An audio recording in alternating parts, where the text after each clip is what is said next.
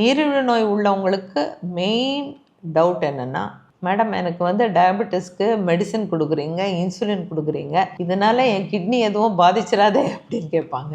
அதாவது அவங்க பல வருஷங்கள் பலவிதமான ட்ரீட்மெண்ட்ஸ் என்னென்ன அவைலபிளாக இருக்கோ, கூகுள் டாக்டர் என்னென்ன சொல்கிறாங்களோ எல்லாத்தையும் ஃபாலோ பண்ணிவிட்டு ரொம்ப ரொம்ப அன்கண்ட்ரோல்டு டயபெட்டிக் ஸ்டேட்டஸில் வருவாங்க. ஆனால் வந்து நல்லா படித்த டாக்டர்கிட்ட வந்து இந்த சந்தேகத்தை கேட்பாங்க. எந்த டாக்டரும் ஒரு தவறான மெடிசன் தரவே மாட்டோம், அது ஃபஸ்ட்டு நம்பணும். நிறைய மாத்திரை இருக்குன்னா it is like one armamentarium. ஒரு பேஷண்ட்டுக்கு ஒரு கவசம் மாதிரி மெடிசன்ஸ் தரோன்னு வச்சுங்களேன். டயபெட்டிஸ் கண்ட்ரோல் பண்ணுறதுக்கான மெடிசன்ஸ். அதோட diabetes is equivalent to heart attack, vascular இதை பொறுத்த வரைக்கும், ரத்த குழாய்களை பொறுத்த வரைக்கும். ஸோ ரத்த குழாய் பாதுகாப்புக்கான மெடிசன், கொலஸ்ட்ரால் அதிகமாகக்கூடாது, ரத்த குழாய் அடைக்கக்கூடாதுன்றதுக்கான மெடிசன், இதெல்லாம் வந்து தரும். அதோட நரம்பு பாதிப்பு இருந்தால் ஒவ்வொரு உள்ளுறுப்பு பாதிப்புகளுக்கும் சர்டன் ஸ்பெஷல் மெடிசன்ஸ் கொடுப்போம். ஆனால் எதுவும் கிட்னியை டேமேஜ் பண்ணுற மாதிரியோ லிவரை கெடுக்கிற மாதிரியோ மெடிசன்ஸ் தரமாட்டோம். முக்கியமாக இன்சுலின் வந்து நான் சொல்வேன், இன்சுலின் தான்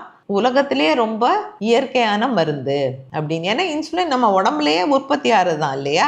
அதை வந்து நம்ம பத்தலைன்றதால நம்ம வெளியிலேருந்து இப்போ தைராய்டுக்கு நம்ம வந்து தைராய்டு டேப்லெட் போட்டுக்கிறோம் இல்லையா, அதை யாருமே கேட்குறது இல்லை. ஏன்னா அது மாத்திரையாக இருக்கிறதால. இன்சுலின் வந்து நம்ம ஊசியாக போடுறதால இந்த சந்தேகம் வருது. இன்சுலின் வந்து ஒரு கெடுதலும் பண்ணாது. ஆக்சுவலி ஒரு லேட் ஸ்டேஜஸ் அன்கண்ட்ரோல்டாக போய் லேட்டாக இனிஷியேட் பண்ணுறோம் அப்படின்னும் போது அவங்களுக்கு கிட்னி ப்ராப்ளமும் தெரிய வரும். So they mistake it.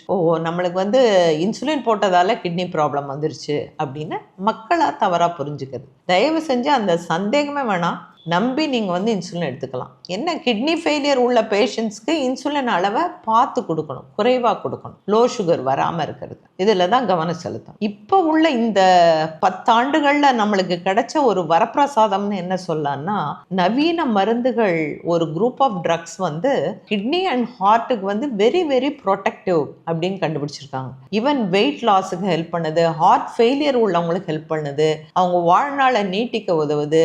Kidney பேஷண்ட்ஸ்க்கு ஆரம்பத்தில் ஒரு 4-5 வருஷம் முன்னாடியே நம்ம ஸ்பெஷல் டெஸ்ட் வச்சு கண்டுபிடிச்சிருவோம். அந்த யூரின்ல ஆல்புமின்னு சொல்கிற அந்த புரதம் வெளியேறது இருக்கிறவங்களுக்கு இந்த வகையான சுகர் மாத்திரைகளை கொடுத்தோம்னா அது அவங்களுக்கு அந்த கிட்னி ஃபெயிலியரை நோக்கி போகாமே தடுத்து நிறுத்துது. அந்த அளவுக்கு நல்ல மெடிசன்ஸ்லாம் இப்போ வந்திருக்கு. So this can be considered as one of the milestones in diabetes management. So அப்படிலாம் இருக்கும்போது தேவையில்லாத குழப்பங்கள் வேணாம். நிறைய பேர் சொல்லுவாங்க, எங்கள் அம்மாவுக்கு வந்து கடைசி காலத்தில் இன்சுலின் போட்டு தான் அவங்க வந்து இறந்துட்டாங்க, எங்கள் அப்பாவுக்கு வந்து கால் எடுத்துட்டாங்க இன்சுலின். அது தப்பு.